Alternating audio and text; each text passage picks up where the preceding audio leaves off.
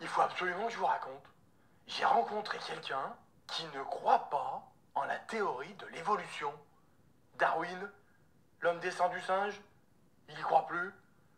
Au début, je me suis dit, mais c'est qui ce clown qui est pas allé à l'école? Et en fait, il a un diplôme d'ingénieur.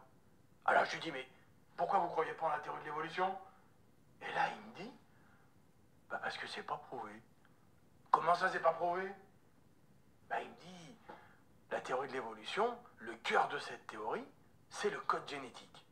Le code génétique, c'est comme un immense programme informatique stocké dans une grosse molécule d'ADN et qui permet de faire fonctionner tous les êtres vivants, avec les millions de réactions physico-chimiques qui se produisent dans toutes les cellules.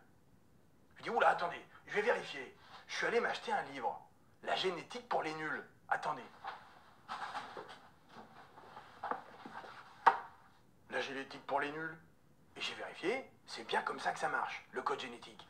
L'ADN, l'ARN, le ribosome, tout un tas de molécules extraordinairement complexes. Et je lui dis, mais qu'est-ce qui n'est pas prouvé?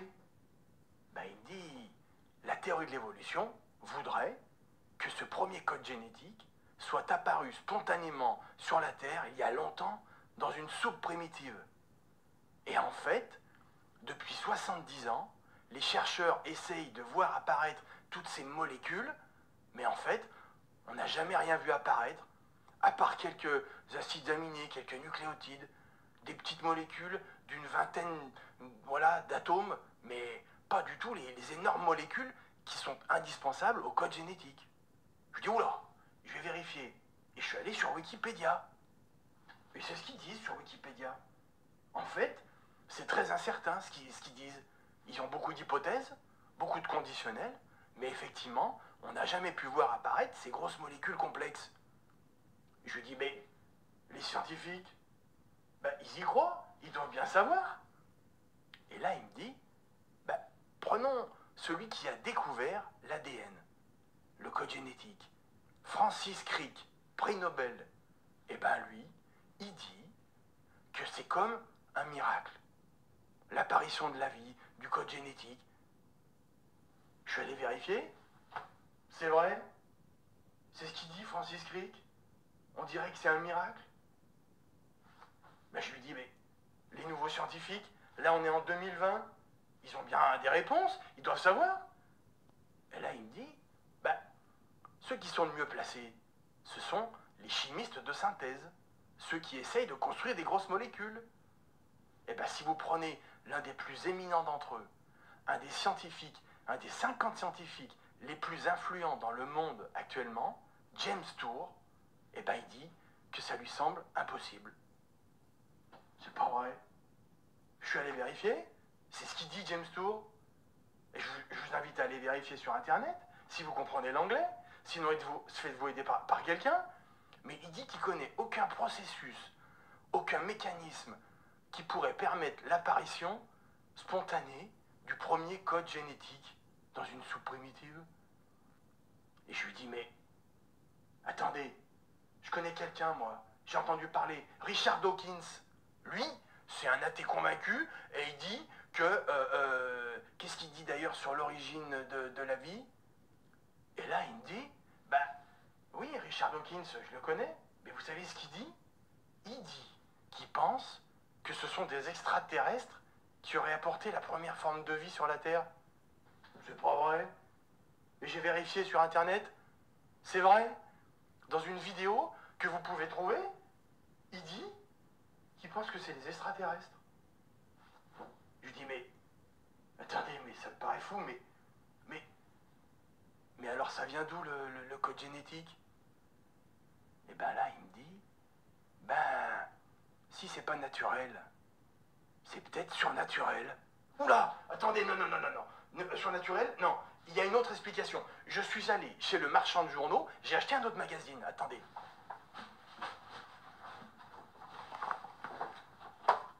Aux origines de l'homme, hors série Le Monde, CNRS Édition. Je me suis dit, là, je vais trouver la réponse. Je commence à lire, et là, vous n'allez pas me croire. Première page. il semble bien que notre origine doive garder la forme d'un point d'interrogation, derrière lequel chacun reste libre de mettre un Dieu, le hasard, un sens ou l'absurde. Je me suis dit, mais c'est pas vrai, mais... Et là, il me dit, et c'est pas tout. En fait, la plupart de ceux qui ont fondé les sciences modernes croyaient fermement en l'existence de Dieu. Et là, j'ai vérifié, c'est vrai. Galilée, Newton, Kepler, Maxwell, ils étaient tous convaincus de l'existence de Dieu. Et je lui dis, mais et vous? Et là, il me dit, ben moi, je suis un chrétien convaincu. Ça alors? Ben dis donc, et les mutations? C'est pas une preuve de l'évolution, ça? Et là, il me dit, ben, il y a bien des mutations, mais ce qu'on observe, ce sont de petites variations au sein des espèces. Ces variations peuvent être conservées par la sélection naturelle, mais on n'a jamais rien vu apparaître de nouveau dans le code génétique. Comment ça? Ben, et les pinsons de Darwin? C'est pas de la nouveauté? Ben là, il me dit, ben, c'est un bon exemple. Il y a effectivement quelques mutations dans les gènes responsables de la forme des becs des pinsons, mais il n'y a pas une nouveauté, comme par exemple l'apparition d'un bec. Non, simplement une variation mineure d'un élément existant. Ah oui, d'accord. Mais j'ai pensé, les bactéries qui deviennent résistantes aux antibiotiques, c'est pas de la nouveauté, ça? Et là, il me dit, ben non. Là encore, ce qu'on observe, c'est une mutation, par exemple dans le ribosome, qui fait que le ribosome n'est plus sensible à la molécule d'antibiotique. Au départ, la molécule d'antibiotique arrête le fonctionnement du ribosome, donc là, la bactérie ne peut plus produire de protéines et elle meurt. Et cette petite variation crée une modification mineure dans le ribosome, et de ce fait-là, elle devient résistante à l'antibiotique. Mais pas de nouveauté. Ça alors? Ben, et j'ai pensé, il y a eu une expérience conduite et on a produit et observé 55 000 générations d'une bactérie. Là, il y a bien dû avoir des nouveautés. Ils en parlent dans les journaux. Et là, il me dit, ben oui, là aussi c'est intéressant. On a effectivement observé 55 000 générations successives d'une bactérie. Au niveau de l'être humain, ça correspondrait à peu près à 1 million d'années. Mais ce qu'on a observé au bout du compte, ce sont des variations mineures, là encore. Par exemple, la bactérie est devenue capable de digérer un autre sucre que ce qu'elle digérait auparavant. Mais aucune nouveauté, aucune nouvelle fonctionnalité. Et j'ai vérifié, c'est vrai. Mais je me dis, mais il n'y a pas un seul exemple. Mais pourquoi tout le monde y croit à cette théorie de l'évolution? Et là, il me dit, ben en fait, tout le monde n'y croit pas. Mais au bout du compte, ceux qui y croient, est-ce que ce serait pas simplement parce qu'ils ne veulent pas reconnaître que c'est Dieu qui nous a créés? Oh non, non, non, non. Dieu, non, non, non, non. Alors attendez, la génétique pour les nuls. Il y a un paragraphe là, ils en parlent sûrement, il y a des réponses. Attendez. Alors, page 260. Je me rappelle, la mutation avec gain de fonction crée un trait ou un phénotype entièrement nouveau. C'est marqué là. Hein?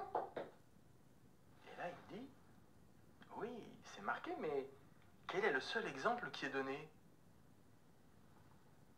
Alors, le seul exemple qui est donné... Alors, la nouveauté peut-être sans conséquence, dommageable.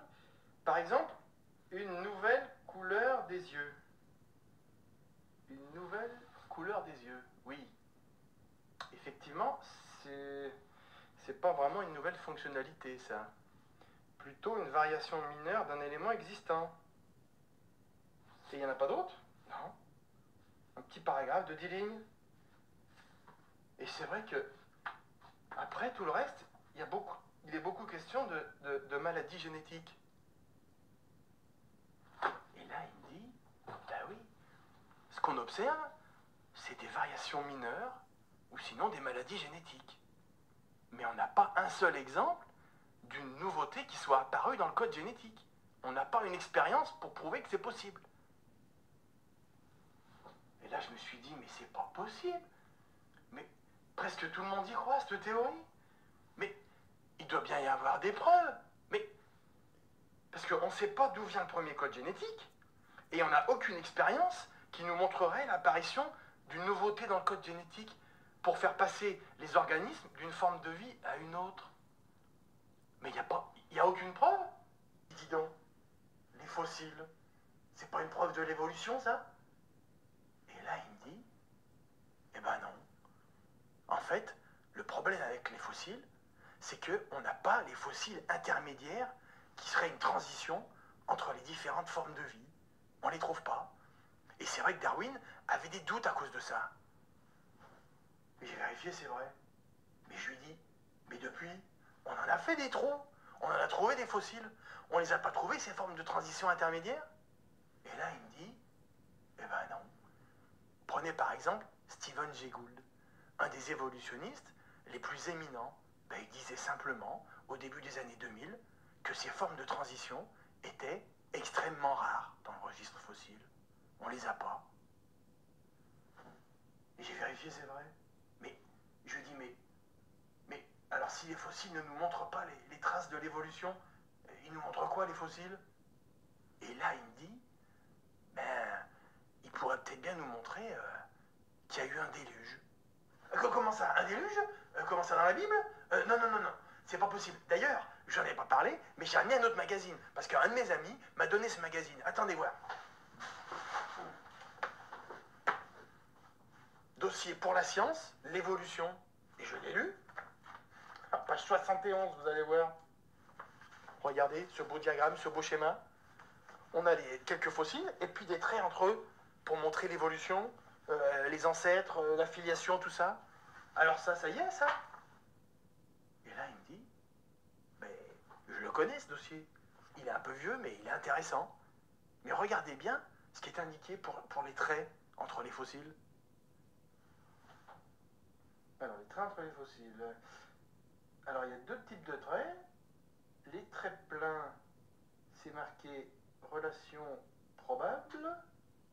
Et les traits pointillés, relation hypothétique.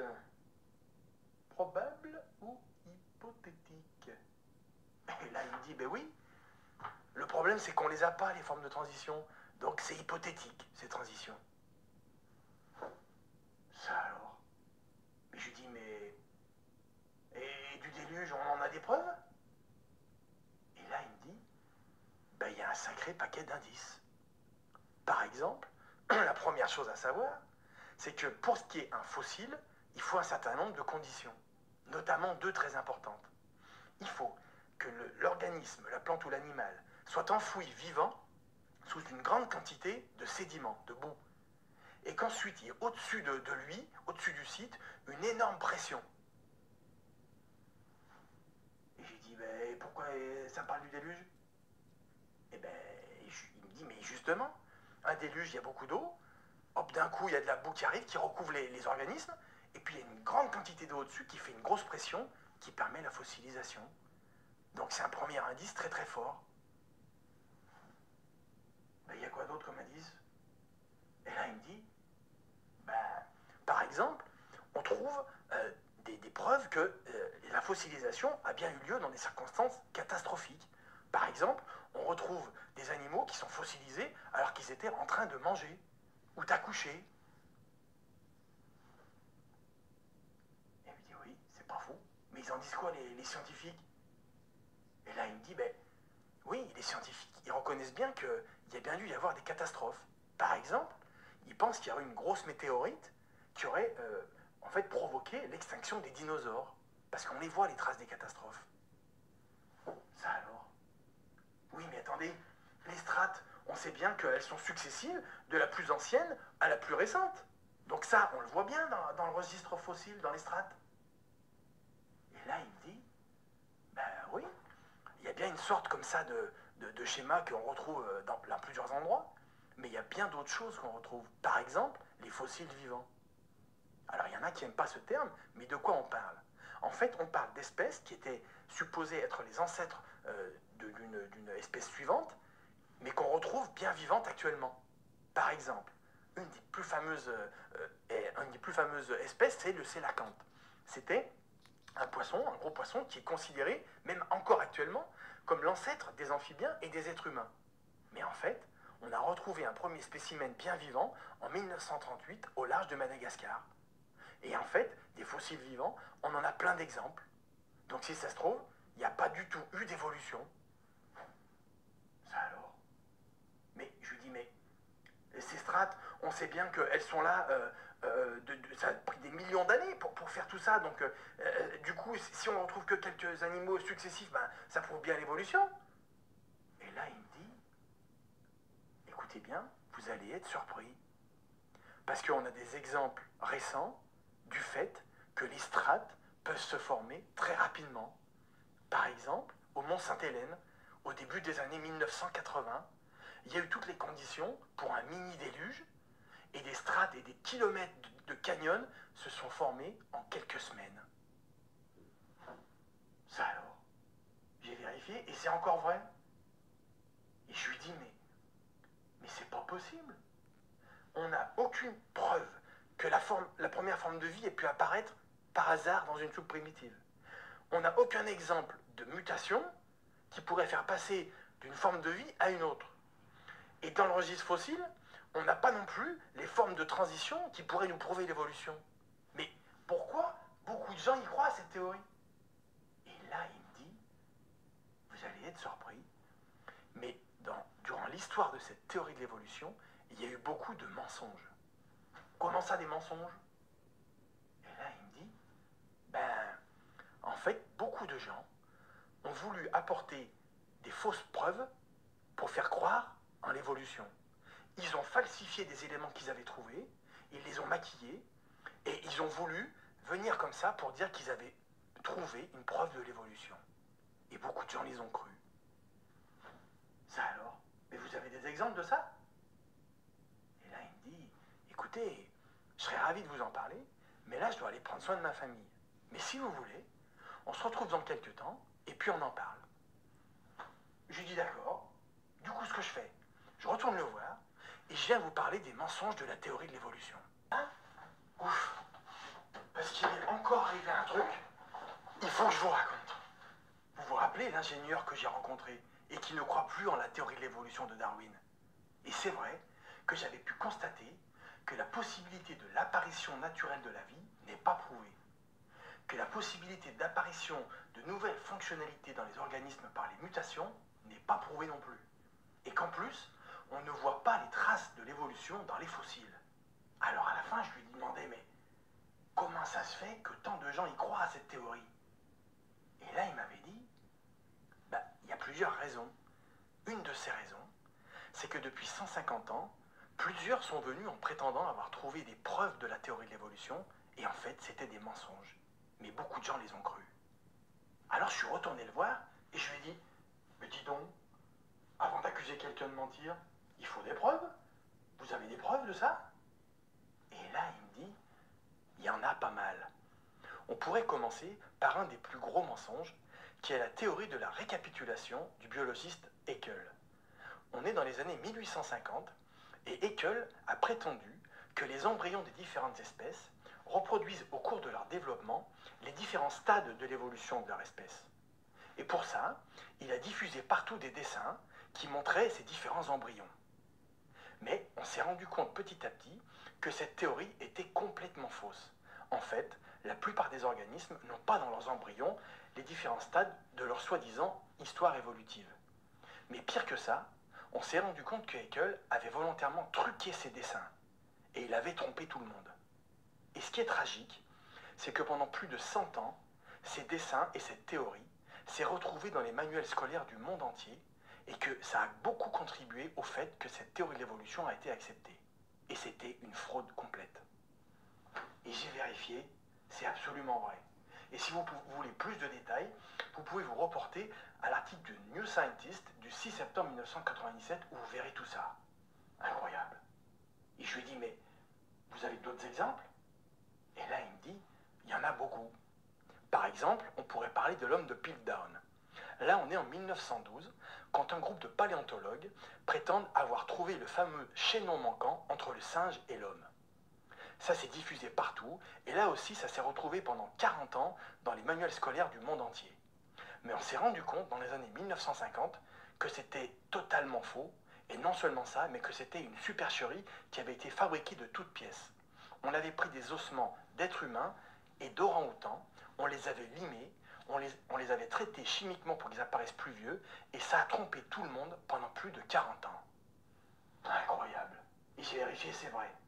Et là, il me dit, et moi, par exemple, j'ai assisté dans les années 1990 à une conférence d'un paléontologue qui prétendait avoir en fait trouvé un ancêtre commun entre le singe et l'homme. Il nous disait qu'en fait, l'homme ne descendait pas du singe, mais d'un petit animal dont il avait retrouvé 3 petites dents. Ça alors.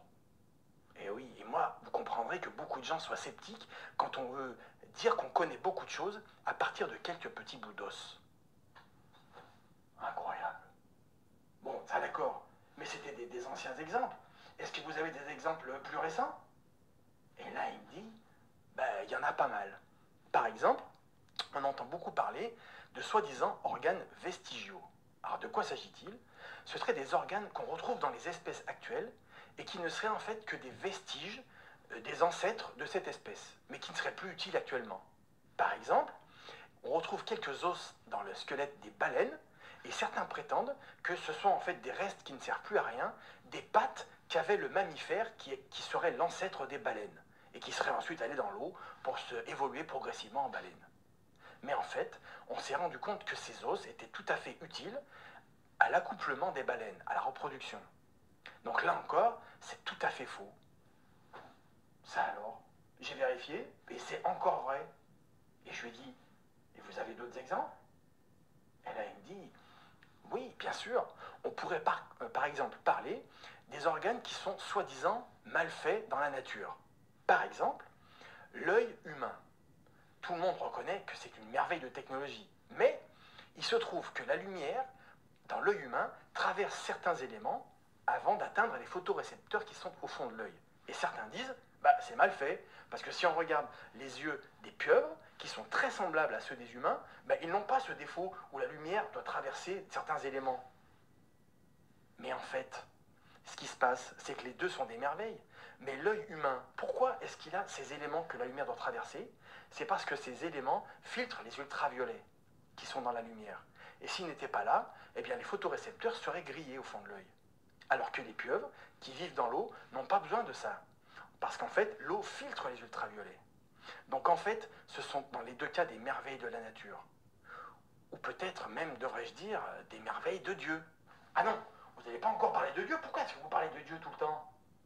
Et là, il me dit, ben, en fait, prenons l'organisme vivant le plus simple qui existe. C'est une bactérie. Il se trouve que cette bactérie est plus complexe et plus ingénieuse que tout ce que l'homme a fabriqué. Tellement ingénieuse que finalement, l'ingénieur qui l'a conçue devait être très très très ingénieux. Et même la Bible prétend qu'il s'appellerait Dieu. Ben, vous prétendez que la bactérie la plus simple au monde est plus complexe que tout ce que l'homme a fait.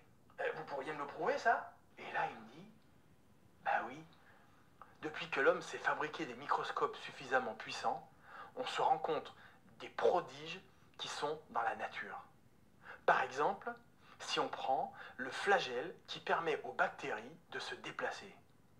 Eh bien, ce flagelle, il est actionné par un moteur électrique qui est équivalent au moteur électrique performant qu'on sait fabriquer maintenant. Il est fabriqué par une quarantaine de protéines qui s'assemblent, qui traversent la membrane de la cellule et qui ensuite s'assemblent les unes derrière les autres pour constituer ce flagelle absolument incroyable. Et j'ai vérifié, c'est vrai. Et moi j'ai un master en électrotechnique, et c'est vrai que ce moteur, avec son rotor, son stator et tous ses composants, eh ben, c'est une merveille qui tourne à des milliers de fois par minute, dans un sens et dans l'autre. C'est extraordinaire. Et là, il me dit, oui, et en fait, il y a bien plus que ça dans la nature. Si vous prenez l'organisme vivant le plus simple qu'on connaisse, qui est une bactérie, eh bien, à elle seule, elle est plus complexe et plus ingénieuse que tout ce que l'homme a pu fabriquer. Cette bactérie, eh bien, si on regarde à l'intérieur, eh bien, on y verra des centaines de protéines différentes. Des protéines qui agissent dans une dizaine de domaines. Des protéines de régulation qui vont accélérer ou ralentir les réactions chimiques. Des protéines qui sont de la signalisation pour détecter les signaux de l'extérieur. Des protéines qui vont être des protéines motrices, comme notre fameux flagelle qu'on a regardé. Des protéines qui vont être des protéines de défense, comme par exemple les anticorps, pour que la bactérie puisse tuer les agents extérieurs qui voudraient la détruire. Et enfin, des protéines de stockage et aussi des protéines de transport. C'est incroyable, on voit dans une bactérie, eh bien, une construction en direct live de sortes de filaments. Et sur ces filaments, eh bien, on observe des sortes de robots qui marchent littéralement sur ces filaments pour acheminer d'autres éléments au endroit où c'est nécessaire. Et c'est donc une véritable usine d'une complexité incroyable, avec des millions de réactions chimiques qui se produisent sans arrêt, tout cela coordonné par le code génétique qui est dans cette énorme molécule d'ADN. C'est un vrai prodige. Et là où ça dépasse vraiment la capacité humaine, par exemple, sur ces filaments, eh bien, ils sont construits et ensuite désassemblés pour éviter que la bactérie soit trop rigide. C'est déjà un prodige. Mais il y a encore bien plus. Cette bactérie la plus simple qui existe, elle est capable donc de se déplacer pour aller chercher elle-même sa nourriture, faire entrer la nourriture à travers la membrane et se nourrir. Elle est capable de se soigner elle-même. Et elle est capable de se reproduire identique à elle-même. C'est un prodige qui dépasse la capacité humaine. C'est incroyable. Mais c'est fabuleux, mais c'est Dieu qui a fait ça. Mais Dieu existe. Mais c'est fabuleux. Mais c'est dingue. Et là, il me dit, et oui, et permettez-moi de vous partager un premier verset qu'on trouve dans la Bible, qui dit la chose suivante. Les perfections invisibles de Dieu, sa puissance éternelle et sa divinité se voient depuis la création du monde. Elles se comprennent par ce qu'il a fait. Mais attendez, mais la Bible, mais tout le monde sait bien que c'est un livre poussiéreux qui dit que la Terre est plate. Et là, il me dit, mais c'est encore un gros mensonge. En fait, la Bible, c'est une collection de 66 livres dont la rédaction a commencé il y a plus de 3500 ans. Cette rédaction a duré environ 1500 ans et elle a été faite par une quarantaine d'auteurs. Ce n'est pas un manuel scolaire scientifique. Elle utilise un langage courant, comme par exemple le soleil se lève ou le soleil se couche. Et certains y voient là-dedans l'indication que la Bible dirait que la Terre est plate. Mais ce n'est pas du tout le cas. En fait, c'est un langage courant, comme lors de la présentation de la météo, où on dit que le soleil se lève à telle heure et se couche à telle heure. Et en fait, vous allez être surpris. Parce que la Bible, non seulement elle ne dit pas que la Terre est plate, mais elle dit que la Terre est comme une sphère. Et elle dit que la Terre est suspendue dans le vide. Incroyable. Et j'ai vérifié, et c'est vrai, c'est ce qu'on trouve dans la Bible. Dans le livre d'Ésaïe, eh bien, on trouve que eh bien, Dieu est assis au-dessus du cercle de la terre, qui fait penser à une sphère, à un globe. Et dans le livre de Job, on lit que Dieu a suspendu la terre sur le vide. Incroyable. Mais j'ai commencé à en parler autour de moi, et on s'est un peu moqué en me disant, bah, on n'a même pas besoin de Dieu pour expliquer l'origine de l'univers. Alors je suis retourné vers mon ami ingénieur, et je lui ai dit, il paraît qu'on n'a pas besoin de Dieu pour expliquer l'origine de l'univers. Qu'est-ce que vous en dites? Et là, il m'a dit, c'est un sujet passionnant. Parce que, contrairement à ce que la plupart des gens croient, les scientifiques ne savent pas d'où vient l'univers. Mais comment ça? On sait bien qu'il y a eu un Big Bang. Oui, la plupart des scientifiques s'accordent sur le modèle cosmologique standard du Big Bang.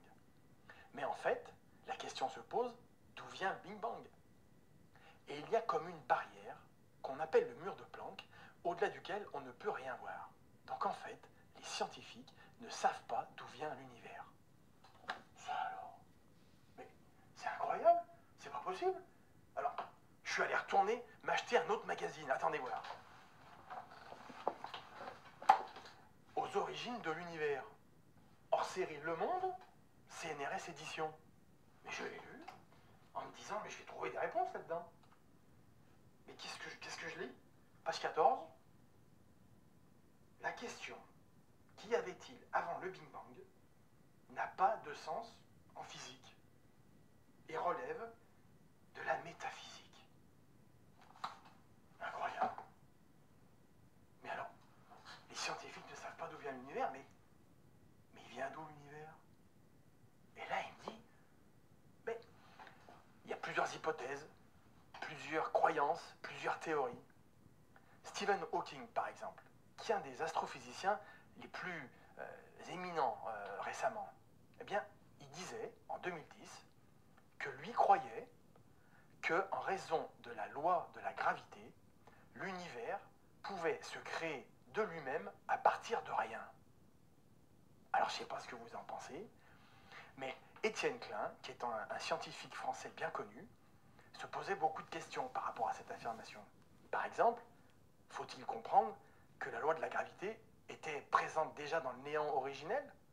Mais alors pourquoi ne pas appeler cette loi de la gravité Dieu? Mais en fait, Stephen Hawking n'a jamais voulu accepter l'idée qu'il y a un Dieu créateur. Et jusqu'à sa mort en 2018, il a rejeté cette idée. Mais il y a des scientifiques mondialement connus qui vont encore plus loin, puisque Peter Atkins, par exemple, croit que l'univers a été créé par les mathématiques. C'est John Lennox, un mathématicien britannique, qui raconte cette anecdote dans une vidéo que je vous recommande, et qui a d'ailleurs été tournée en France. Mais John Lennox raconte qu'il n'a pas pu s'empêcher de rire face à une telle affirmation en constatant qu'elle était complètement absurde. Puisqu'évidemment, les mathématiques sont des notions totalement abstraites qui ne peuvent rien créer. Donc, parfois, j'ai l'impression que certains préfèrent croire en tout et n'importe quoi plutôt qu'en un Dieu créateur. C'est aussi le cas de Richard Dawkins, dont je vous ai déjà parlé, qui est le scientifique, le biologiste, qui est mis en avant dans le portail Wikipédia de l'évolution. Et ce Richard Dawkins préfère croire que la vie aurait été amenée sur Terre par des extraterrestres plutôt que de croire en Dieu. Attendez, mais il y a un truc qui me perturbe. À vous écouter, les scientifiques disent n'importe quoi. Alors qu'on constate bien que la science, ça fonctionne. On a des smartphones, on a du multimédia, des voitures. Ça marche, la science. Et là, il me dit, oui. Et c'est l'occasion de faire la distinction entre deux types de sciences. Les sciences expérimentales et les sciences historiques. Les sciences expérimentales, ce sont celles qui peuvent être vérifiées par des expériences directes. Et du coup, qui sont très fiables. C'est le cas de l'électronique, de l'optique, de la chimie, de la thermodynamique et de tout un tas de choses. Et c'est vrai que ces sciences produisent des objets et des choses qui fonctionnent. Les ordinateurs, les voitures, les télécommunications, le multimédia, etc. Les sciences historiques, c'est tout à fait différent. Elles produisent des résultats beaucoup moins fiables, puisqu'elles s'intéressent au passé qu'on ne peut pas reproduire. C'est le cas de l'origine de l'univers et de l'origine de la vie. Donc, elles produisent des résultats beaucoup moins fiables. Par contre, ce qu'on constate dans les deux cas, dans l'origine de la vie et dans l'origine de l'univers, c'est que manifestement, eh bien, ils ont eu une origine, à la fois l'univers et la vie. Et dans les deux cas, on constate la présence d'un langage. Pour l'univers, on constate les fameuses lois de la nature, qui sont écrites quelque part dans l'univers et qui sont très harmonieuses et qui sont extraordinaires. On constate aussi dans l'univers la présence de constantes universelles qui ont des valeurs finement réglées, apparemment, pour permettre la vie sur la Terre. Donc ça, c'est un langage et une intelligence extraordinaire dans l'univers. C'est le cas aussi dans la vie. La biologie du vivant nous montre qu'il y a un langage, le code génétique, qui est extraordinaire, d'une complexité incroyable. Donc dans les deux cas, on a une origine et un langage extraordinaire. Et face à ça, on a deux explications majeures. L'explication athée, qui est basée sur la croyance, au bout du compte, que ce seraient les lois de la nature qui seraient éternelles. Mais on a vu qu'elles ont le plus grand mal à expliquer l'origine de l'univers et de la vie également. Et d'un autre côté, on a l'explication qui nous vient de la Bible. Dans ce cas-là, c'est Dieu qui serait éternel, qui serait créateur, tout-puissant et intelligent. Et finalement, les deux langages et l'intelligence extraordinaire qu'on voit dans la nature seraient des indices de sa présence et de son existence. Comme on le voit par exemple dans les versets de la Bible suivants. Au commencement était la parole, qui nous parle d'un langage qui serait là avant l'univers, en Dieu. Et également d'autres versets comme par exemple « Le ciel raconte la gloire de Dieu ». Alors c'est vrai qu'en réfléchissant, je me suis dit, quelque part, c'est plus logique de croire qu'il y a un Dieu intelligent qui a créé tout ça. Mais par contre, pour croire en la Bible, moi je suis embêté, j'ai commencé à en parler autour de moi et on m'a dit, mais attends, mais la Bible, ça dit que Dieu aurait créé le monde en 6 jours, il y a 6000 ans. Alors qu'on sait bien qu'il y a eu un Big Bang il y a 13,7 milliards d'années. Ça ne correspond pas à ce qu'il y a dans la Bible. Alors je suis retourné voir mon ami ingénieur et je lui ai dit, mais est-ce que tous les chrétiens croient que Dieu aurait créé l'univers il y a 6000 ans? Et là il m'a dit, c'est un sujet passionnant. En fait, certains chrétiens croient aux milliards d'années. D'autres croient que Dieu aurait créé la Terre et l'univers il y a 6000 ans, mais aurait donné une apparence d'âge.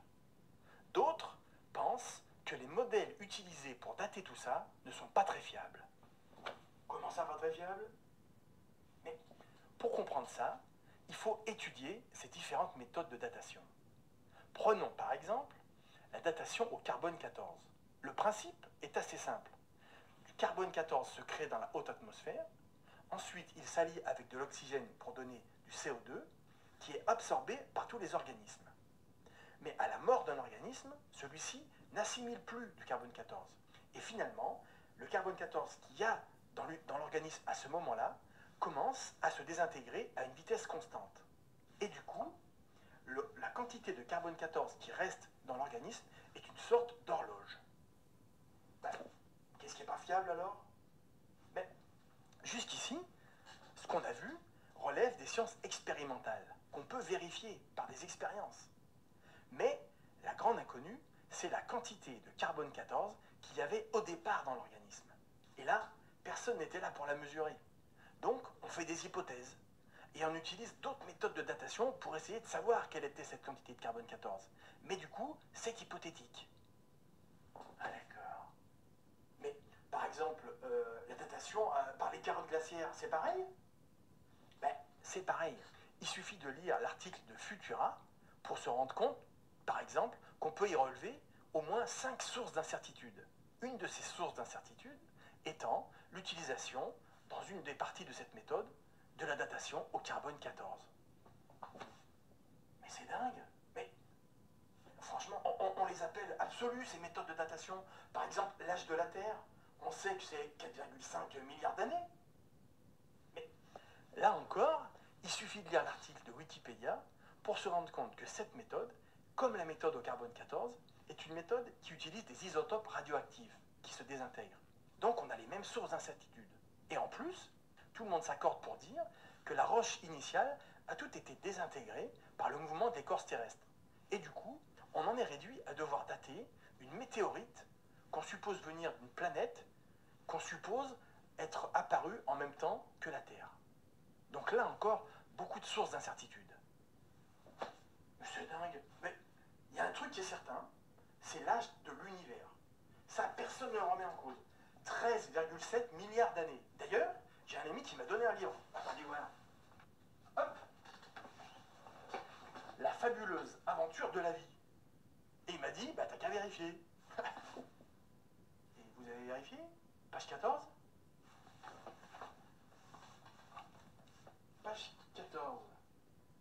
C'est à la suite d'une très longue histoire que le système solaire est apparu. Une histoire de 15 milliards d'années. 15 milliards d'années. Ah ben c'est pas 13,7 ça. Mais, qui date de quand ce livre? 1987. Donc en 1987, on pensait que c'était 15 milliards d'années. Et oui. Et en fait, si on étudie les différents âges donnés à l'univers depuis 1920, on en trouve au moins 5 principaux, tous différents. Ça alors? Mais comment ça? Donc ça veut dire que là aussi, il y a des incertitudes? Bon, je suis allé m'acheter un autre magazine. Attendez. Mais, 39 dossiers clés pour comprendre l'astrophysique. Alors je l'ai lu, et effectivement, il y a plein d'incertitudes. Il faudrait déjà que les lois n'aient pas varié avec le temps. On a une incertitude sur la vitesse d'expansion de l'univers. Et puis, un truc qui m'a vraiment fait réagir, il est écrit, page 37, que l'univers est composé à 95% de deux inconnus, la matière noire et l'énergie noire. Mais c'est fou. Mais personne ne remet en cause ces âges de l'univers? Bien sûr que si. Mais en fait, il suffit de chercher. Par exemple, j'ai un article du New Scientist de 2004 dans lequel beaucoup de scientifiques disent mais c'est un peu étonnant et un peu gênant parce que finalement ce modèle utilise sans arrêt de nouveaux éléments qui sont, comment dirais-je, inconnus et que personne n'a pu observer. Les principaux étant l'inflation, la vitesse d'expansion de l'univers, la matière noire et l'énergie noire. Et eux, ils remettent en cause un peu ce modèle. Et d'accord, mais et même récemment? Mais oui. Par exemple, un article de Pour la Science de janvier 2020, dans lequel il est fait état de 5 vitesses d'expansion de l'univers, toutes différentes. Donc vous voyez, tout ça, c'est quand même un peu hypothétique. Ça alors. Mais vous en pensez quoi? Moi, j'ai longtemps cru en ces méthodes de datation et aussi en la théorie de l'évolution. Mais, il y a 27 ans, j'ai découvert que Dieu existait et qu'en plus, il se révélait dans la Bible. J'ai donc lu la Genèse et j'ai voulu vérifier si ce récit était imagé ou historique. J'ai donc cherché des preuves de la théorie de l'évolution.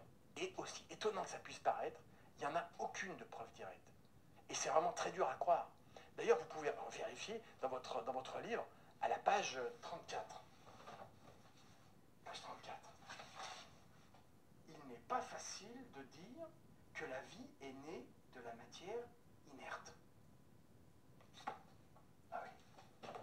Oui, et en fait, plus ça va, plus c'est difficile d'y croire. Ensuite, je me suis mis à étudier les méthodes de datation pour me rendre compte qu'elles contenaient beaucoup d'hypothèses. J'ai ensuite étudié l'histoire du déluge pour faire une découverte assez extraordinaire. C'est ce qui s'est passé dans les années 1980 au Mont Sainte-Hélène, où tout un tas de strates géologiques se sont créées en quelques semaines, ce qui finalement remet en cause la théorie qui voudrait que les strates mettent des millions d'années à se créer. Donc finalement, j'en suis venu à la conclusion que ce récit de la Genèse était vraiment historique. Et je crois tout ce qui est écrit dedans. Ça alors. Mais moi, je suis... C'est vrai qu'à force de vérifier, je suis tenté d'y croire, mais est-ce que vous n'auriez pas encore un élément pour m'aider? Ben, on pourrait par exemple étudier les prophéties qui sont dans la Bible. C'est un sujet passionnant et vraiment extraordinaire.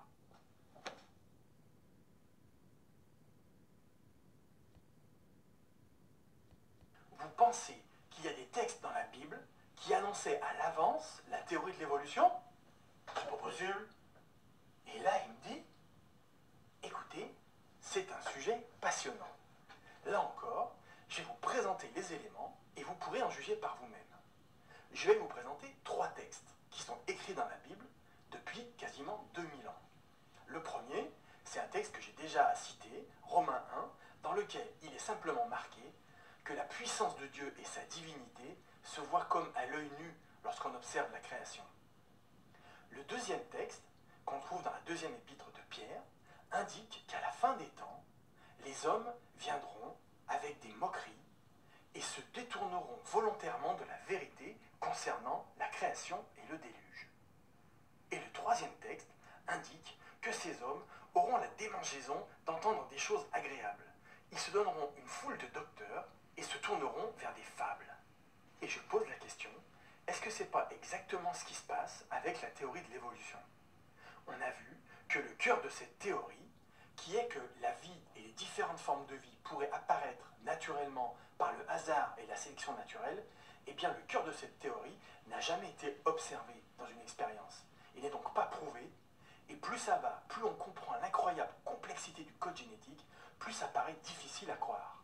Et pour l'aspect fable, eh bien cette théorie voudrait au fond nous faire croire qu'une grenouille s'est transformée en prince. Ça alors? Mais il y aurait d'autres prophéties dans la Bible? Et là, il me dit, il suffit de chercher. En fait, si vous écoutez par exemple Paul Barnett, qui est le directeur du ministère des TBM, que vous pouvez trouver sur Internet, eh bien il indique que sur les environ 31 000 versets de la Bible, 8 000 à peu près parlent de prophéties d'environ 700 événements, dont 500 se sont déjà réalisés. Ça alors? Mais vous avez des exemples de ça? Bien sûr, on pourrait par exemple parler de la destruction de la ville de Tyr, qui est une ville située au Liban. Eh bien, elle est prophétisée 600 ans avant Jésus-Christ, dans Ézéchiel au chapitre 26. Et il y a un certain nombre de détails qui nous sont donnés. Par exemple, que beaucoup de nations viendront pour détruire cette ville. Et c'est exactement ce qui s'est passé. Avec Nabuchodonosor, ensuite avec des Grecs, Alexandre le Grand, et puis Antigone, des Égyptiens avec Ptolémée, et bien plus tard des musulmans au XIIIe siècle. Donc ça s'est passé exactement de cette façon. Et puis d'autres détails surprenants, il est écrit dans cette prophétie d'Ézéchiel 26 que la poussière et les constructions de cette ville seraient jetées dans la mer. Et c'est exactement ce qui s'est passé quand Alexandre le Grand est venu pour envahir la ville, la détruire, et finalement jeter toutes les constructions dans la mer pour construire une sorte de digue pour atteindre la population qui s'était réfugiée sur la partie insulaire de la ville. Ça, c'est un des exemples tout à fait étonnants. Mais c'est dingue, je l'ai vérifié, c'est exactement ce qui s'est passé historiquement. Alors je lui ai dit, mais il y en a d'autres? Et là, il me dit, mais bien sûr, il y a beaucoup de prophéties qui concernent le peuple juif. Et avec le peuple juif, c'est tout à fait étonnant. Notamment avec cette prophétie que l'on retrouve dans Ézéchiel au chapitre 39, et qui parle du fait que Dieu, à un moment donné, chasserait les Juifs de leur pays, les enverrait dans toute la terre, mais un jour les rassemblerait et les ramènerait tous en Israël. Je me pose la question, est-ce que c'est pas ce qui a débuté en 1948 avec la création extraordinaire, en un jour, de l'État d'Israël, après pratiquement 2000 ans d'exil? Ça alors? Mais c'est dingue. Mais est-ce qu'il y a des prophéties alors qui parlent aussi de l'avenir, qui ne sont pas du tout réalisées? Et là, il dit, bien sûr, on pourrait par exemple parler du chapitre 13 du livre de l'Apocalypse. On y voit des choses tout à fait étonnantes. Notamment, il est question d'un empire ou d'une bête qui va imposer au monde entier un système commercial faisant que personne ne pourra acheter ou vendre sans avoir une marque sur la main droite ou sur le front. Et c'est tout à fait étonnant. Est-ce que ce ne serait pas finalement, au bout du compte, l'aboutissement de toute cette technologie en cours sur le paiement sans contact qu'on est en train de commencer à voir? Et encore, dans ce chapitre 13, il est question de cette marque de la bête, ce fameux 666, que l'on retrouve effectivement, de façon tout à fait surprenante, sur le code barre le plus répandu au monde, qui est le code barre EAN13. Et on y voit effectivement ce chiffre 666. Ça alors, mais c'est dingue! Est-ce qu'il y a d'autres détails? Il y a d'autres détails. Par exemple, il est question d'une image à qui on donnera une capacité de s'animer et de parler. Je me dis, est-ce que ce ne serait pas l'aboutissement de toute notre technologie d'image de synthèse et finalement d'intelligence artificielle? C'est tout à fait surprenant. Mais c'est pas possible, mais c'est dingue. Mais j'ai envie de demander, mais quelles sont les prophéties les plus importantes? Et là, il dit, en fait, le personnage le plus important dans la Bible, Ancien et Nouveau Testament, eh bien c'est le Messie, le Sauveur du monde, que l'on reconnaît facilement en Jésus-Christ, pour plein de raisons. Parce qu'il y a notamment plus de 300 prophéties sur Jésus-Christ. Par exemple, le lieu de sa naissance, ou sa divinité, ou le prix même de sa trahison. Et la plus étonnante peut-être, c'est celle qui concerne le pourquoi de sa mort. On la trouve dans le livre du prophète Ésaïe au chapitre 53, où il est écrit que sa mort va nous permettre d'obtenir la paix avec Dieu. Parce qu'en fait, il était blessé, il était meurtri, et il a été tué à cause de nos péchés, pour que nous puissions être pardonnés. Et finalement, l'accomplissement de cette prophétie, on la retrouve partout dans le Nouveau Testament. C'est quelque chose d'absolument extraordinaire, et c'est la bonne nouvelle de l'Évangile. Mais j'ai commencé à en parler autour de moi, et certains m'ont dit l'ADN poubelle, ça c'est une preuve de l'évolution. Alors je suis retourné voir mon ami ingénieur, et je lui ai dit il paraît que la présence d'ADN poubelle serait une preuve de la théorie de l'évolution. Vous, qu'est-ce que vous en dites? Et là, il m'a dit c'est un sujet passionnant. Pour le comprendre, il faut parler de la composante fondamentale de la génétique, qui est la production de protéines. Le fonctionnement est le suivant. L'ADN est une succession de nucléotides. Il y en existe 4 différentes auxquelles on a donné des lettres, A, T, C ou G. La molécule d'ADN est donc une grande succession de lettres, A, T, C, G, A, C, T, A, G, etc. Selon les organismes, il y a des centaines de milliers, des millions ou des milliards de lettres. Ce qui se passe ensuite, c'est qu'une partie de ce code, qu'on appelle un gène, est copiée dans une molécule d'ARN.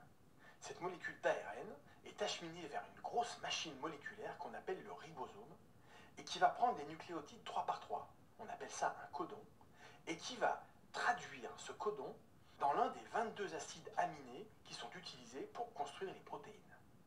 Un gène est constitué de centaines de codons, et donc une protéine va être un assemblage d'une sorte de centaines d'acides aminés.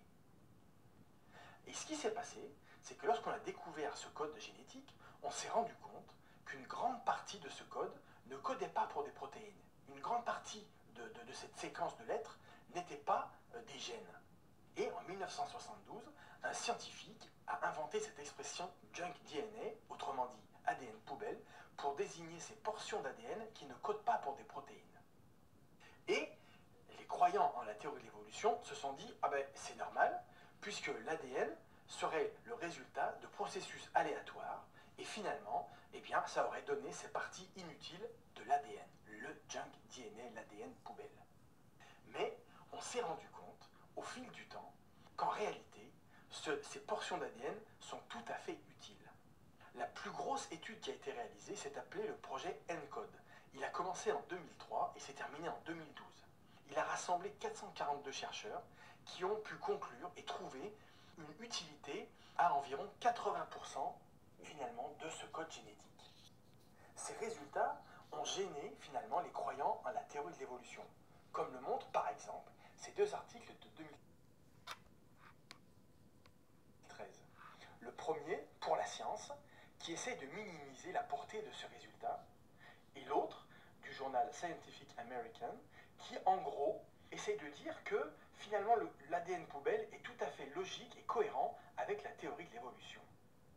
Mais le gros problème, c'est que depuis lors, un grand nombre d'études ont montré que cette position de la théorie de l'évolution est de plus en plus difficile à tenir. On s'est en fait rendu compte, et on se rend compte encore aujourd'hui, de la complexité inouïe du code génétique. Je vais vous en donner 2 illustrations. La première concerne ce qu'on a appelé les 4 dimensions de l'ADN. Alors, comme l'explique très bien le biologiste qui est sur cette image, l'ADN est en fait une succession donc de lettres, et donc une succession de gènes. C'est la première dimension. On s'est aperçu que certains gènes activaient ou désactivaient d'autres gènes. C'est la 2e dimension. On s'est ensuite aperçu que cette grosse molécule d'ADN, qui en fait est une structure très complexe en 3D, qui peut être dépliée, repliée, déformée, rassemblée, cette structure en 3D elle-même a une action de régulation sur l'expression des gènes, et donc sur la production des protéines. Parce qu'en fait, seuls les gènes qui sont en périphérie de la molécule d'ADN, finalement vont être exprimés pour créer des protéines. On appelle donc ça la 3e dimension de l'ADN. Et la 4e dimension a été découverte également qu'est-ce que c'est que cette quatrième dimension? C'est qu'en fait, la production finalement des protéines dépend de l'état, du stade de chaque cellule et même de chaque organisme. Cette production varie avec le temps et elle est programmée pour changer au cours du temps. C'est absolument étonnant. Et pour comprendre plus précisément ce mécanisme, eh bien, regardez les trois êtres vivants marins, qui sont sur cette illustration. Il se trouve que l'immense majorité des protéines produites par ces trois organismes sont identiques. Il y a seulement quelques gènes qui varient. Eh bien, ces quelques gènes, qui sont appelés gènes du développement, ou OX-gene en anglais, eh bien, sont différents selon les organismes. Et vous voyez que simplement ces quelques gènes produisent des êtres complètement différents. C'est tout à fait bluffant. La deuxième illustration de la complexité inouïe du code génétique, c'est cet article qu'on trouve dans le PNAS, qui est le portail dans lequel on peut voir les différentes publications de l'Académie des sciences américaines.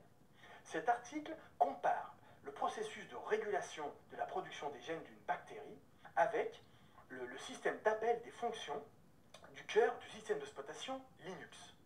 On peut exploiter ce résultat et notamment la figure principale de cette étude. On y voit deux choses en particulier qui sont étonnantes. On y voit la complexité incroyable du réseau de régulation de la production des protéines. On voit qu'il y a trois niveaux. En bas, les protéines qui sont actives et qui ont vraiment un effet dans la cellule, et puis deux niveaux de régulation. Et vous voyez, avec toutes les différentes flèches entre tous ces gènes, en fait, et tout ce système de code, eh bien, l'incroyable complexité, puisque les gènes et les protéines qui sont en bas sont activés ou désactivés par tout un tas de parties de l'ADN. C'est extraordinaire. Et ce qui est encore plus extraordinaire, c'est qu'en fait, ce système de régulation est bien plus intelligent, bien plus ingénieux que le système d'appel des fonctions du système d'exploitation Linux. Puisque comme vous le voyez, il y a dans le système de régulation de la bactérie beaucoup plus de protéines et d'éléments actifs qui sont en bas et qui sont régulés, coordonnés, contrôlés par beaucoup moins d'éléments qui sont dans les systèmes de régulation. Ce qui prouve une complexité et une ingéniosité incroyables. Et c'est ce qui a poussé Bill Gates, le fameux fondateur de Microsoft, à écrire que le code génétique était comme un logiciel informatique, mais bien plus complexe que tout ce que les hommes ont été capables de mettre au point. C'est extraordinaire. Oh, du coup, je suis allé m'acheter un autre magazine. Attendez voir. Sapiens, la révolution épigénétique. C'est passionnant. On y apprend par exemple l'étude canadienne, page 110, qui a montré que les souriceaux qui étaient léchés par leur maman souris, eh bien, devenaient plus tard des adultes souris calmes et qui s'occupaient bien de leurs petits. Contrairement aux souriceaux qui n'étaient pas bien léchés par leur maman et qui finissaient par être des parents stressés. Et on s'est rendu compte que le fait que la maman souriceau lèche ses petits déclenche dans leur code génétique la production d'une protéine vraiment particulière qui fait que les souriceaux devenus adultes, eh bien, arrivent à gérer leur stress. C'est complètement incroyable. Ça alors. Je me suis dit, mais comment ça se fait que les scientifiques qui découvrent ça ne croient pas tous que finalement c'est bien Dieu qui a créé ce code génétique? Et là il dit, mais c'est en grande partie à cause de cette théorie de l'évolution. Puisque finalement, cette théorie prétend qu'il existerait un mécanisme naturel qui permettrait l'apparition d'une chose aussi complexe que le code génétique. Ce mécanisme naturel, c'est donc basé sur des mutations au hasard et la sélection naturelle. Mais l'immense problème, c'est qu'on n'a jamais pu voir ce phénomène à l'œuvre. C'est ce que dit par exemple le docteur Anderson sur cette vidéo que vous pouvez trouver sur Internet. Il y précise que les quelques mutations qui sont bénéfiques sont en fait des pertes ou une dégradation du code génétique. C'est également ce que dit le docteur John Sanford dans son livre « L'entropie génétique et le mystère du génome » que je vous conseille. C'est également ce que je décris un peu plus précisément dans la vidéo numéro 2 que vous pouvez regarder. Et c'est également le cas dans l'apparition de la vie, puisque là encore, ceux qui croient en l'évolution pensent qu'un mécanisme basé sur des réactions chimiques aléatoires, plus quelque chose qui ressemble à une sélection naturelle de ces composants chimiques, eh bien, pourrait expliquer l'apparition de la vie et du premier code génétique. Si vous vous rappelez du schéma que je vous ai montré au début de cette vidéo, eh bien on pourrait se poser la question, finalement, qu'a-t-on pu voir apparaître dans une soupe primitive? A-t-on pu voir apparaître ces différents éléments? Eh bien sur cette diapositive-là, regardez ce qu'on a pu voir apparaître. Aucune macromolécule, uniquement des acides aminés qui sont des petites molécules d'une vingtaine d'atomes qui ne contiennent aucun code. On est donc dans une situation où personne n'a pu observer que des réactions chimiques aléatoires ou des mutations aléatoires, plus la sélection naturelle, puissent produire quoi que ce soit de complexe, ni des macromolécules, ni du nouveau code génétique. Or ce phénomène aléatoire plus sélection naturelle constitue le cœur de la théorie de l'évolution. On est donc dans une situation où le cœur de la théorie de l'évolution n'est pas prouvé. Et pourtant, une grande majorité de gens préfèrent croire en cette théorie plutôt que de croire que c'est Dieu qui a créé tout ça. Et ça me rappelle ce verset qui dit la chose suivante: le fou dit en son cœur, il n'y a pas de Dieu. Mais pour nous qui croyons, nous voyons évidemment dans le génome, dans le code génétique, une des merveilles que Dieu a créées. L'évolution de Darwin. J'ai commencé à en parler autour de moi, et hier, un collègue me dit, figure-toi que j'y crois plus non plus, et qu'en plus, il y a une récompense de 10 millions de dollars pour celui qui pourrait prouver l'évolution. Alors, je suis retourné voir mon ami ingénieur, et je lui ai dit, il paraît qu'il y a un prix, une récompense de 10 millions de dollars pour celui qui pourrait vraiment prouver l'évolution. Vous êtes au courant? Et là, il me dit, c'est un sujet passionnant. Et il se trouve que c'est tout à fait exact. Cette récompense est proposée par un ingénieur en électronique américain qui s'appelle Perry Marshall. Il s'est rendu compte, lors de ses débats sur la théorie de l'évolution et sur le débat avec la création, qu'il y avait un problème. Parce qu'un jour, il a entendu Richard Dawkins qui disait que l'apparition de la vie était comme un heureux hasard chimique. Et là, il s'est dit, mais ce n'est pas du tout une déclaration scientifique. Les sciences, ce sont des principes et des procédures qu'on peut appliquer et des expériences qu'on peut reproduire. Mais ça n'a rien à voir avec des heureux hasards chimiques qu'on ne peut pas reproduire. Du coup, il s'est lancé dans une étude de ce sujet pendant 15 ans, au bout de laquelle il a conclu que la théorie de l'évolution qu'on nous a enseignée est manifestement fausse. Ça alors? Mais c'est fou, lui aussi s'en est rendu compte. Mais comment il en est arrivé là?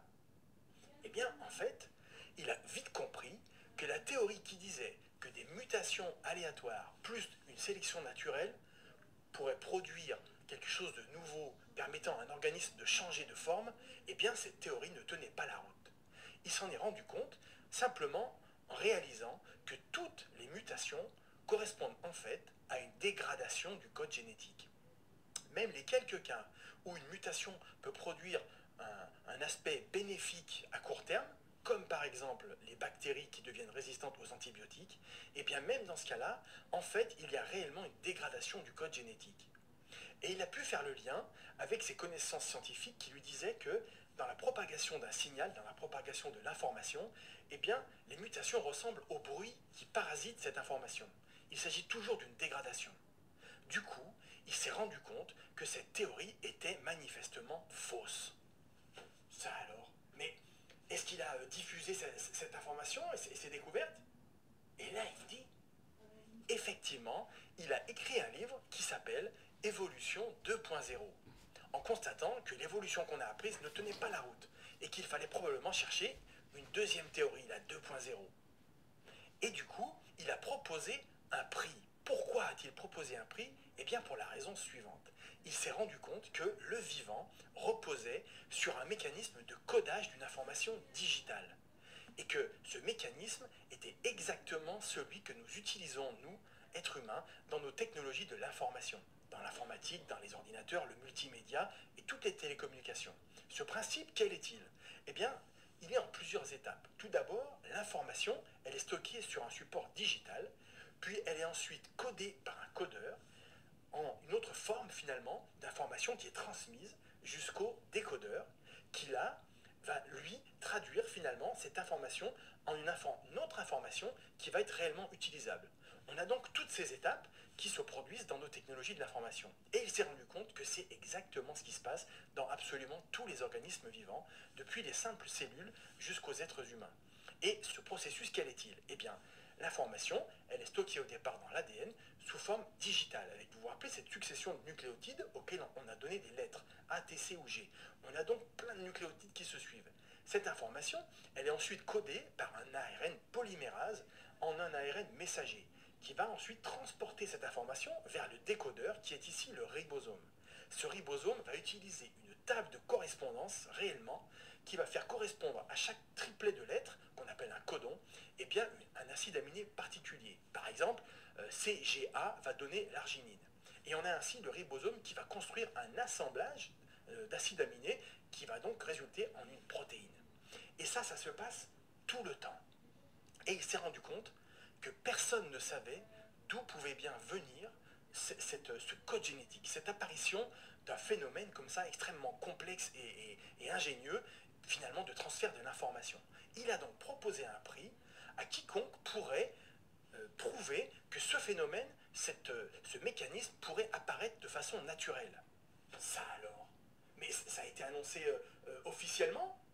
Bien sûr, le prix a démarré le 28 août 2017 et cette annonce a été réitérée le 31 mai 2019 à la Société Royale de Londres. Vous pouvez trouver toutes ces informations sur le site internet evo2.org. Ça alors? Mais est-ce qu'il y a des grands scientifiques qui ont essayé de résoudre cette énigme? Bien sûr, on pourrait par exemple parler de Lee Cronin, qui est un chimiste bien connu et un des plus fervents croyants en la théorie de l'évolution que je connaisse. Il essaye depuis le début de remporter ce prix, mais comme le dit James Tour, que je vous ai déjà présenté, eh bien, il est très très loin du compte. Ça alors? Mais 10 millions de dollars, c'est quand même une grosse somme. D'où vient cet argent? Et là, il me dit, mais en fait, le principe est simple. Perry Marshall s'est dit, mais si jamais cette découverte était faite, on pourrait peut-être la breveter. Et on pourrait utiliser ce brevet dans tout un tas d'applications médicales ou d'intelligence artificielle, par exemple. Ça alors? Mais c'est incroyable. Et est-ce que dans son livre Évolution 2.0, il dit autre chose, Perry Marshall? Et là, il me dit, oui, il a écrit d'autres choses. Par exemple, le fait qu'il a découvert, il a appris que dans une simple cellule, eh bien, il se produisait des phénomènes extraordinaires liés au code génétique, et qui sont d'ailleurs préprogrammés, programmés au départ dans le code génétique. Par exemple, les cellules ou les bactéries peuvent communiquer entre elles. Elles peuvent également coopérer en se répartissant des tâches. Elles peuvent s'échanger des gènes.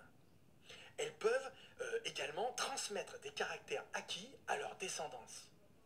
Et enfin, elles peuvent parfois réarranger entièrement leur code génétique. Et l'exemple le plus hallucinant concerne des protozoaires qui, dans certains cas de changement de leur environnement, eh bien, découpent leur ADN en 100 000 parties et le réassemblent selon certaines combinaisons. Et tout ça en 12 heures. Et du coup, la question à 10 millions de dollars, c'est mais d'où vient donc ce code génétique absolument génial? Perry Marshall pense qu'il y a peut-être une explication naturelle à cette apparition.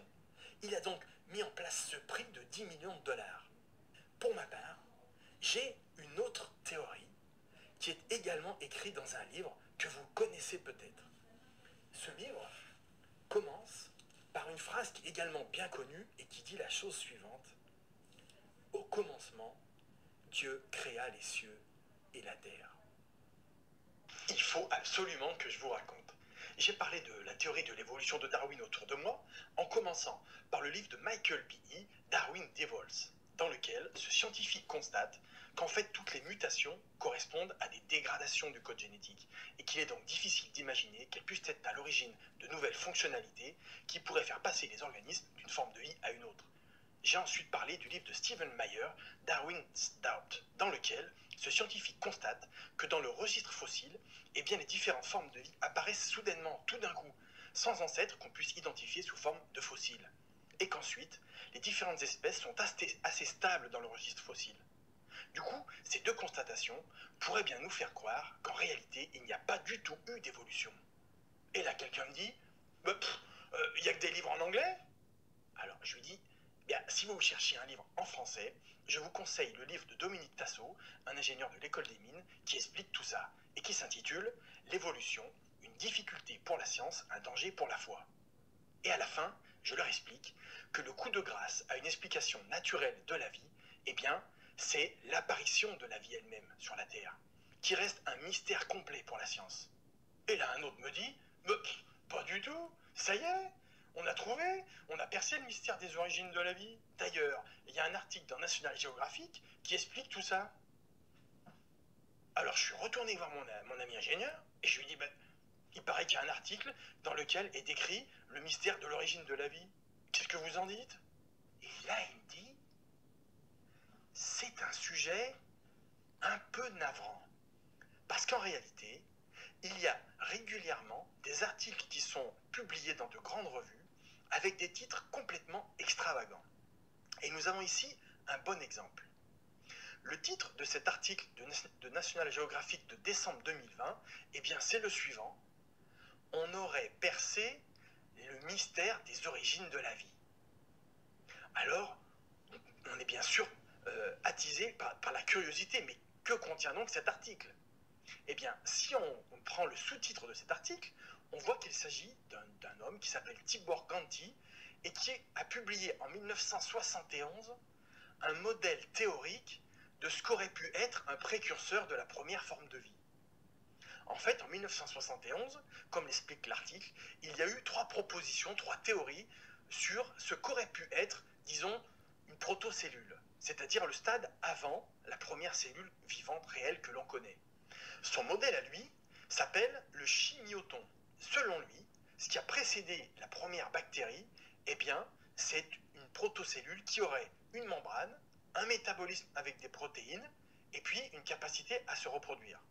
Bon, c'est très bien, et effectivement, toutes les formes de vie possèdent ces 3 éléments.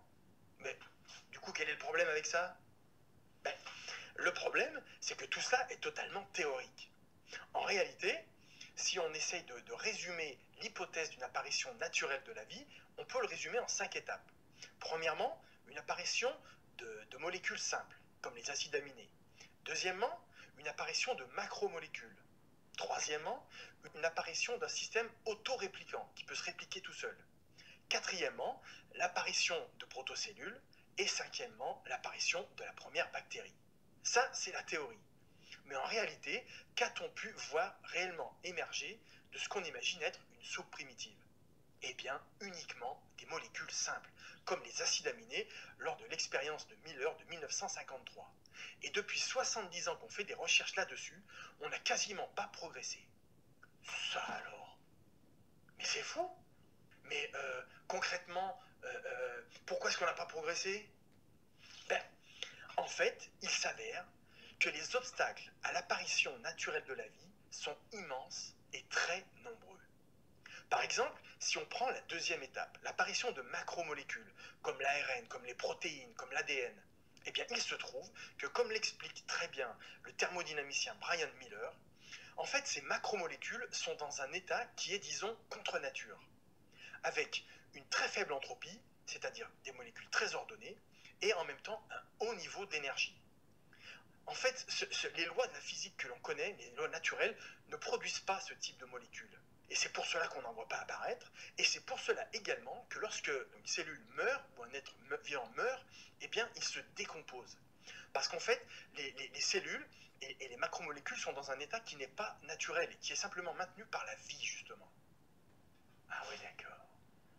Et alors pour le système autorépliquant, eh bien, si vous suivez un petit peu la littérature, vous apercevrez qu'il y a beaucoup d'articles autour des ribozymes. Et beaucoup essayent de présenter cela comme des systèmes qui peuvent se répliquer eux-mêmes. Mais sans rentrer dans le détail, il se trouve que c'est totalement exagéré. Il y a à chaque fois un complexe protéique qui permet en réalité à la molécule, par exemple d'ARN, de se reproduire et de se dupliquer. C'est ce qu'explique très très bien Rod Stadler dans son livre Stairway to Life, dans lequel il écrit précisément que des décennies de recherche n'ont pas permis de fournir un seul scénario viable d'apparition de systèmes auto-réplicants. D'accord. Et les protocellules alors? Et là, il me dit, là aussi, on a affaire à des articles totalement exagérés. C'est le cas d'ailleurs dans l'article que je citais au départ, National Geographic, qui fait mention d'un certain Jack Szostak. Ce Jack Szostak est un prix Nobel qui a notamment produit un site internet que vous pouvez consulter, dans lequel, eh bien, il dit quoi? Il dit qu'en fait, il espère que ces recherches pourront permettre de fournir des explications sur certains éléments essentiels d'une cellule. En réalité, on s'aperçoit que ce qui est produit, c'est très très peu de choses. On a par exemple des membranes, en fait des espèces de vésicules très très simples. Mais vouloir présenter ça comme des membranes qui auraient pu conduire à des cellules est totalement exagéré. Je vous explique pourquoi. En fait, dans les vésicules qui sont produits, eh bien, la membrane est faite finalement d'une seule sorte de lipide. Et il n'y a à l'intérieur de ces membranes aucune protéine. Alors que dans les bactéries, les êtres vivants les plus simples que l'on connaisse, eh bien, les membranes sont faites de milliers de lipides différents et contiennent des milliers de protéines d'une centaine de sortes différentes qui servent notamment à réguler les entrées et les sorties de matière. Donc, vouloir présenter ces petites vésicules simples qui ressemblent à des bulles de savon, vouloir présenter ça comme des ancêtres des membranes, c'est totalement exagéré. D'accord. Et pour l'étape 5, alors, les bactéries? Et là, il dit, et bien là encore, nous avons affaire un peu partout à des articles au titre totalement exagéré. Par exemple, sur les travaux de Craig Venter. Vous pourrez trouver ça sur Internet, qui sont souvent présentés comme des travaux extraordinaires, notamment dans cet article du Monde qui s'intitule « Création d'une cellule synthétique ». En lisant le titre, on pourrait penser que finalement, ce Craig Venter a réussi à créer une cellule de toutes pièces, de façon il a synthétisé une cellule. En réalité, on en est très très très loin. Ce qu'il a réussi à faire, c'est extraire l'ADN d'une cellule. Il a réussi à le dupliquer avec des techniques extrêmement complexes qui ne sont évidemment absolument pas envisageables dans une soi-disant soupe primitive. Il a copié cet ADN et ensuite il l'a remis dans la cellule et finalement la cellule a continué à vivre. Donc dire qu'on a pu créer une cellule synthétique, mais c'est totalement exagéré. On est à des centaines de millions d'années-lumière de pouvoir le faire. C'est d'une complexité inouïe. Donc là encore, il y a des titres qui sont complètement trompeurs. Là, je me suis dit, mais comment ça se fait que quasiment tous les scientifiques croient que la vie est apparue naturellement? Et là, il me dit, mais il y a plusieurs raisons. Une des raisons, c'est que beaucoup de scientifiques, et beaucoup de gens en général, eh bien, sont trompés par ces titres d'articles qui sont en fait complètement exagérés. Et tout le monde, finalement, devrait regarder, par exemple, cette vidéo d'Hubert Reeves, qui est un scientifique mondialement connu, et dans laquelle il explique tout simplement que nous n'avons aucune explication sur l'origine de la vie, et que nous ne savons pas non plus d'où vient le Big Bang. Donc en fait, nous n'avons aucune idée d'où peut bien venir la vie, d'un point de vue naturel. Et pour ceux qui sont au courant des innombrables difficultés d'une hypothèse d'apparition naturelle de la vie, eh bien, ce qui est frappant, ce sont les différentes motivations que peuvent avoir les scientifiques. Isaac Newton, par exemple, un des scientifiques les plus brillants, expliquait que lui souhaitait que ses découvertes puissent aider ses contemporains à croire en Dieu. D'autres scientifiques ont l'impression que l'hypothèse de Dieu recule au fur et à mesure des différentes découvertes. Drôle de conception de Dieu. Parce que si Dieu est Dieu, il est créateur de ce qu'on ne comprend pas, mais il est aussi créateur de tout ce qu'on comprend. En réalité, il est créateur de l'univers entier et des lois qui gouvernent la nature. Donc les découvertes, finalement, ne font pas reculer l'hypothèse de Dieu, mais au contraire, nous permettent de comprendre toujours davantage l'intelligence incroyable de Dieu.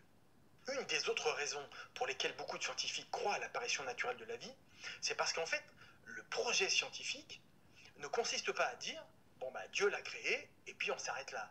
Non, le projet scientifique consiste à comprendre, à rechercher, à essayer de décrire par des lois ce qu'on observe. Et du coup, l'hypothèse de Dieu ne fait pas partie du projet scientifique.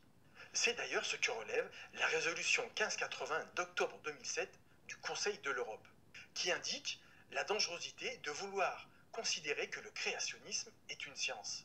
Et effectivement, ce n'est pas une science, puisque la création par Dieu est un miracle que l'on ne peut pas reproduire. Or, les sciences, le projet scientifique, s'appuie essentiellement sur des phénomènes que l'on peut observer et des expériences que l'on peut reproduire. Ce que je dis par contre, c'est que le projet scientifique est dans une impasse sur l'origine de l'univers et l'origine de la vie. Ce qui fait que finalement, est-ce que le plus raisonnable n'est pas simplement de croire en l'hypothèse de Dieu, que ce soit Dieu qui ait créé tout ça? Et en réalité, il y a des millions de gens à travers le monde qui peuvent témoigner avoir rencontré Dieu de façon extraordinaire et qui du coup accréditent cette hypothèse de Dieu. Et c'est également mon cas. Ce qui fait que je n'ai aucun problème à dire que c'est bien Dieu qui a créé cet univers et la vie. Et mon cœur dit « à Dieu soit la gloire ». Ouf, parce qu'il m'est encore arrivé un truc. Il faut absolument que je vous raconte. Je me suis dit, comment peut-on avoir des convictions sur nos origines aussi différentes entre d'un côté l'évolution et de l'autre côté la création? Alors je suis retourné voir mon ami ingénieur et je lui ai dit, mais il n'y a pas un moyen de savoir qui a raison entre l'évolution et la création? Et là il m'a dit, c'est un sujet passionnant. Parce qu'effectivement, en partant des mêmes observations, on peut arriver à des convictions totalement différentes. Prenons des observations concernant les fossiles. Sur la formation des fossiles, par exemple, le côté évolution va dire, eh bien c'est un processus qui a pris des centaines de millions d'années, et les fossiles sont la trace de l'évolution. Alors que le côté création va dire, pas du tout, les fossiles sont la trace du déluge, qui a eu lieu il y a seulement quelques milliers d'années. Sur le fait que nous manquons de fossiles intermédiaires, l'évolution va dire, eh bien, c'est normal parce que la fossilisation est un processus très rare. Et donc, nous avons sous forme de fossiles uniquement quelques pourcents des espèces qui ont existé. Alors que côté création, on va dire, pas du tout, nous n'avons pas de fossiles intermédiaires parce que ces intermédiaires n'ont jamais existé, puisque Dieu a créé directement les différentes formes de vie. Sur le fait que beaucoup de fossiles sont d'espèces disparues. Le côté évolution va dire, c'est normal, il y a eu beaucoup d'extinction d'espèces. Donc nous avons la succession des espèces, mais beaucoup sont disparus. Alors que côté création, on va dire, pas du tout.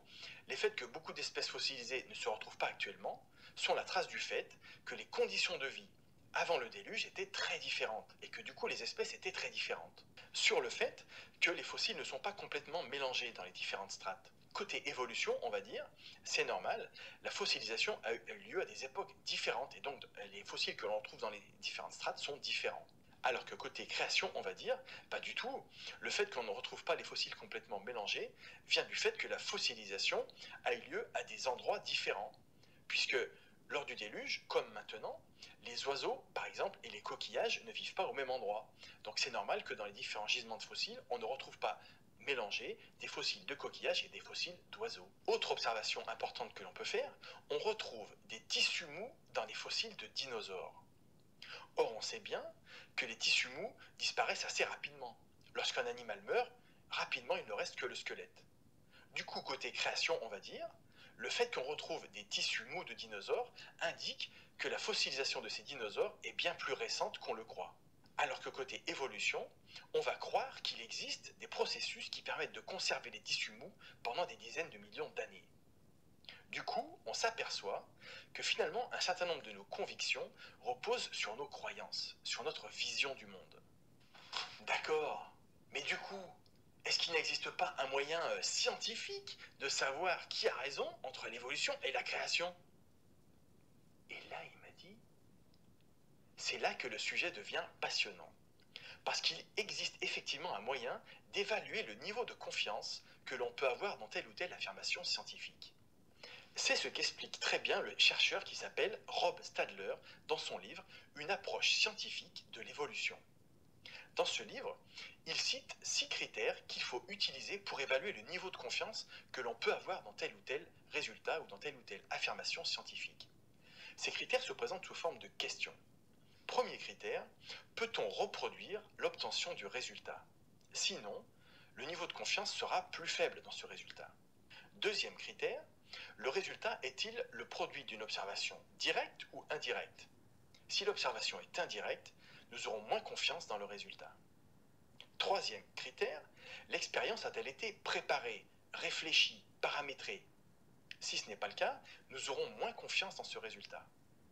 Quatrième critère, le résultat peut-il être biaisé? Si oui, nous aurons moins confiance dans ce résultat. Cinquième critère, faut-il faire un certain nombre d'hypothèses pour parvenir au résultat? Si oui, nous aurons moins confiance dans ce résultat. Et enfin, dernier critère, le résultat est-il le produit d'exagération?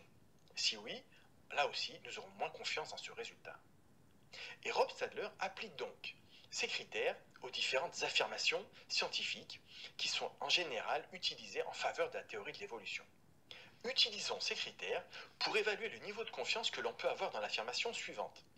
Les formes de vie que l'on observe sous forme de fossiles seraient le résultat du processus de l'évolution.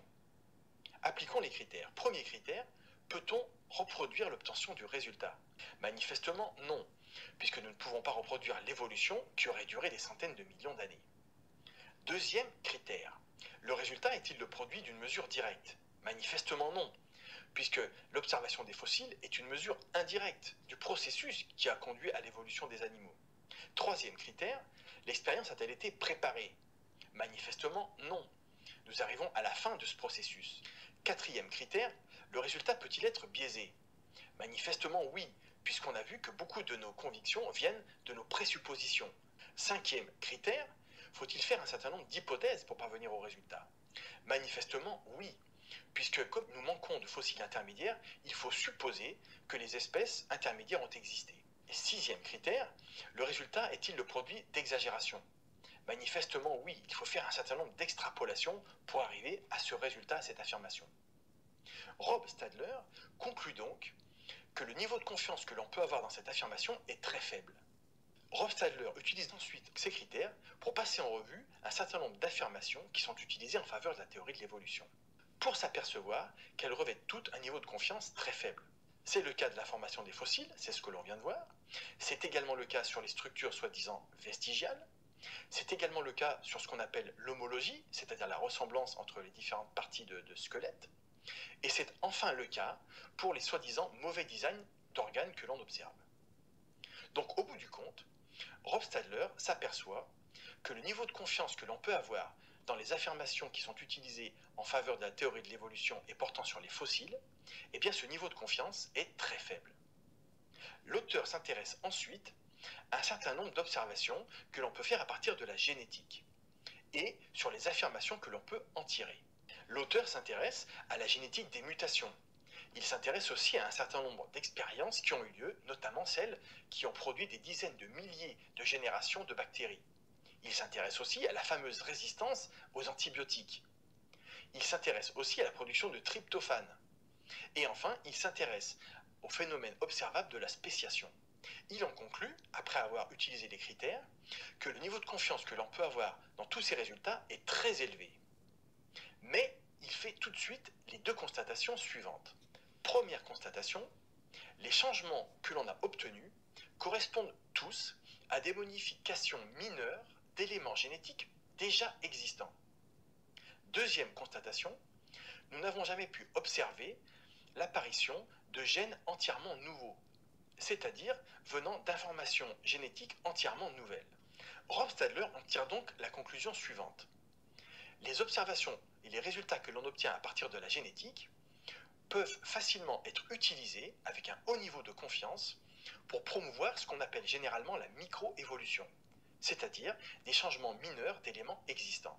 Par contre, il constate que nous pouvons difficilement utiliser ces observations en faveur de ce qu'on appelle la macroévolution, c'est-à-dire des changements très importants, comme par exemple le passage d'une forme de vie à une autre. Car ces changements nécessitent justement l'apparition de beaucoup de nouvelles informations génétiques. Donc finalement, Rob Stadler constate que nous n'avons pas de résultats scientifiques pour lesquels on pourrait avoir un haut niveau de confiance et qui pourraient être utilisés en faveur de la théorie de l'évolution. Ça alors? Mais comment ça se fait que finalement beaucoup de gens y croient à cette théorie de l'évolution? Et là il me dit, eh bien vous avez raison d'utiliser le terme de croyance, puisqu'au bout du compte, cela repose beaucoup sur notre croyance. Et pour ma part, moi qui suis chrétien, je me tourne vers la Bible. Et nous pouvons faire un certain nombre d'observations sur le texte de la Bible.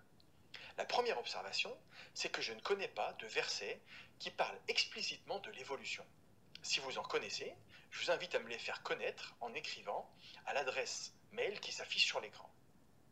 Deuxième observation, eh bien, ce sont des conclusions qu'on peut tirer sur un certain nombre de textes. Je vous en propose 3. Le premier texte, c'est le premier chapitre de la Genèse, dans lequel une expression revient 10 fois. Cette expression, c'est « selon leur espèce ». Alors, il ne s'agit pas du concept scientifique d'espèce, mais la répétition de cette expression nous pousse à croire que la Bible indique une certaine stabilité des formes de vie. Deuxième texte, eh bien, il se trouve dans l'évangile de Marc au chapitre 10, dans lequel Jésus fait l'affirmation suivante. Au commencement de la création, Dieu créa l'homme et la femme. Et j'ai personnellement du mal à imaginer que le commencement de la création serait la fin d'un processus qui aurait pris des centaines de millions d'années. Le troisième texte que je trouve pertinent, eh bien, il se trouve dans la deuxième épître de Pierre au chapitre 3, dans lequel il est écrit que dans les derniers jours, des hommes viendront en voulant ignorer volontairement la création et le déluge. Et j'ai l'impression que c'est exactement ce qui se passe du côté de l'évolution. Je suis donc poussé à croire que la Bible fait plutôt la promotion de la création directe par Dieu des différentes formes de vie. Et au bout du compte, je me retrouve donc avec les 2 considérations suivantes. Première considération, la confiance que l'on peut avoir dans les affirmations scientifiques qui sont en faveur de la théorie de l'évolution, eh bien cette confiance est très faible. Deuxième considération, il me semble que la Bible nous pousse plutôt à croire en la création directe par Dieu des différentes formes de vie. Et c'est pourquoi il me semble plus logique de croire en cette création directe.